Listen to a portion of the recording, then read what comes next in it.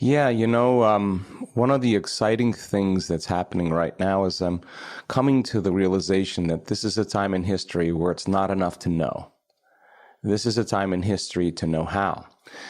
And my interest is to take information that's based on science. And I think science is the contemporary language of mysticism. I think it's science that demystifies the mystical. And if you can apply and combine a little quantum physics with a little neuroscience, with a little neuroendocrinology, with a little psychoneuroimmunology, a little epigenetics and electromagnetism, and in a simple way, give people sound scientific information, the more they understand this model and understand what they're doing and why they're doing it, that the how becomes easier. So let's demystify just one simple process. If you believe at all that your thoughts have something to do with your life or something to do with your health, and the research points the finger that 90% of the thoughts that you think are the same thoughts as the day before. As long as you're thinking the same, more than likely your life or your health is going to stay the same, because the same thoughts lead to the same choices. The same choices lead to the same behaviors. The same behaviors create the same experiences. And the same experiences produce the exact same emotions. And those same emotions influence our very same thoughts. And our biology, our neurocircuitry, our neurochemistry, our hormones, our gene expression stays the same because we're the same. And the principle is nothing changes in our life until we change.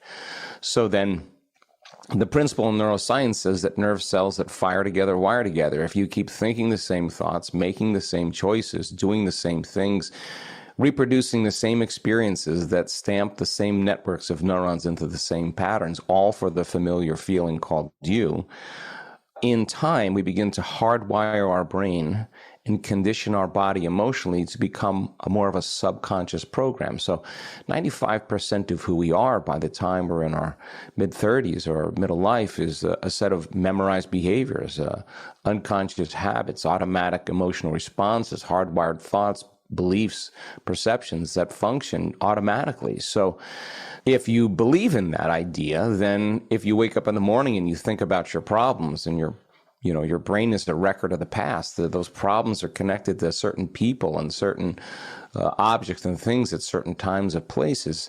The moment you start thinking about your problems, really much you're remembering your past. And every one of those problems has an emotion associated with it. So the moment we feel unhappy, the moment we feel anxiety, the moment we feel unworthy, now our body's in the past. So thoughts become the language of the brain and feelings become the language of our body, and how we think and how we feel is our state of being.